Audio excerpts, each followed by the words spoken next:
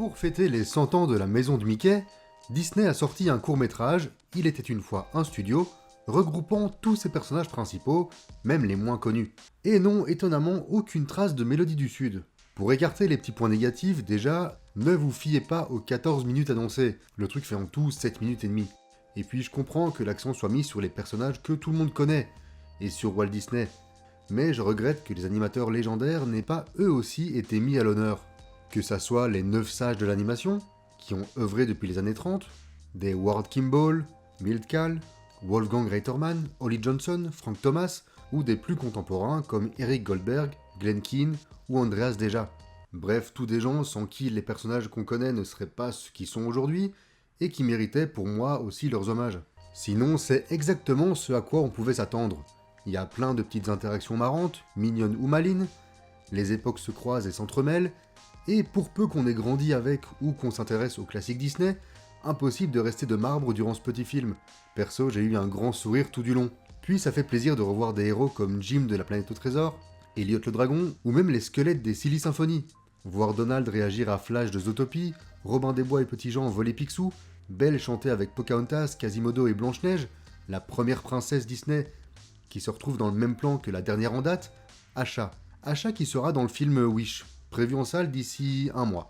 Et ils ont même inclus Oswald, qu'on peut considérer comme la première mascotte de la compagnie, même si à l'époque, il était détenu par Universal et que Disney n'a récupéré les droits que récemment. C'est un peu compliqué, mais tout ça pour dire que c'était cool de le voir. L'idée est super simple, les personnages sortent des cadres présents dans le studio, prennent vie une fois que tout le monde est parti, et se retrouvent pour prendre une photo souvenir. Ils y arrivent grâce à une petite dose de magie et de chansons, bref, tous les ingrédients made in Disney sont réunis. Et clairement, on n'aurait pas craché sur quelques minutes de plus. Sinon, petit détail que je trouve à la fois drôle et absurde, le seul méchant qui est empêché d'être sur la photo est celui de Frozen. Alors que Frollo, par exemple, est bien là, cherchant sûrement la prochaine femme à menacer de mort si elle ne veut pas de lui.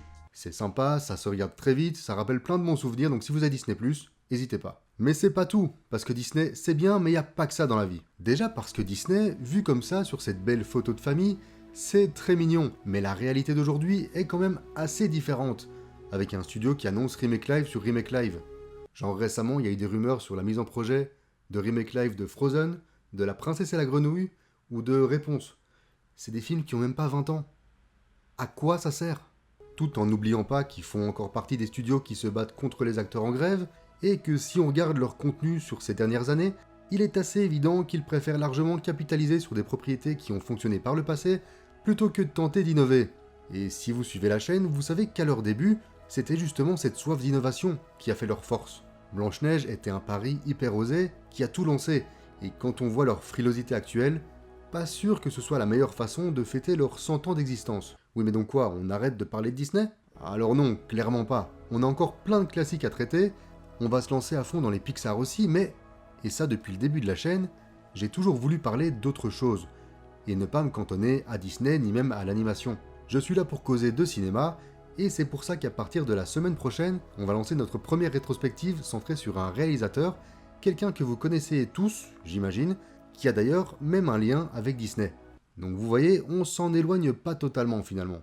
Sa saison vient de débuter, son univers se marie parfaitement avec Halloween et Noël, je parle évidemment de Tim Burton.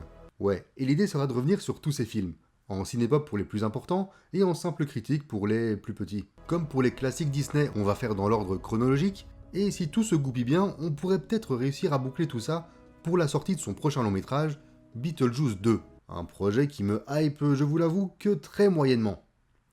Quand on parlait d'originalité chez Disney, on parlera vite fait la semaine prochaine de Pee-wee et des courts-métrages qui l'ont précédé, avant de revenir en long et en large sur Beetlejuice pour le cinépop d'Halloween. Et ne vous inquiétez pas, les cinépop Disney et Pixar ne vont pas s'arrêter pour autant. On alternera juste entre l'univers de Burton et celui de Disney, jusqu'à ce qu'ils se recroisent vers le début des années 2010. Ah, et si vous êtes en Belgique et que Burton vous intéresse, le labyrinthe Burton vient d'ouvrir ses portes à Tour et Taxi. J'ai eu la chance de le faire à Madrid l'année passée, et c'est très cool, une bonne plongée dans l'univers du bonhomme, dont je vous parlerai sans doute plus en détail dans une future vidéo.